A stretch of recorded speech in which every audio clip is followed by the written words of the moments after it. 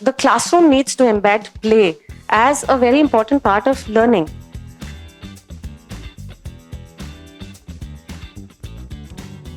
So when your child is playing and just observe him or her play, you will realize there's a lot that happens in those minutes or hours of play.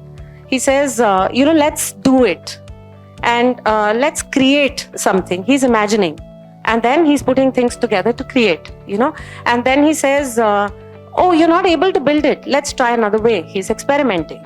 And then he says, oops, it's broken, let's try again. And that's resilience.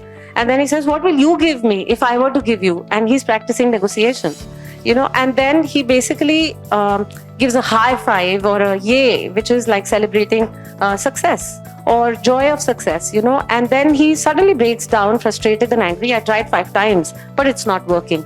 He's learning to emotionally regulate, and while all of this is put into science, as I speak about it, we only hear him shout, scream, screech, and we say, okay, it's time up, and now let's get down to learning.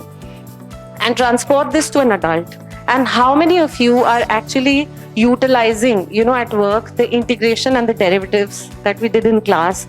Or, how many of us have looked into the periodic table to say what was the valency of this particular element, and how many of us are really using concepts of time, speed, and distance? What are we using every day? We are hired for collaboration, we are hired for critical thinking, we are hired for problem solving. And so that's the gap.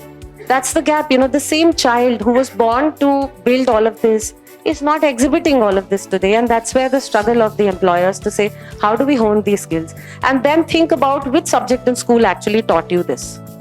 And there was none. There was no lesson to this, and our parents were not teaching us that.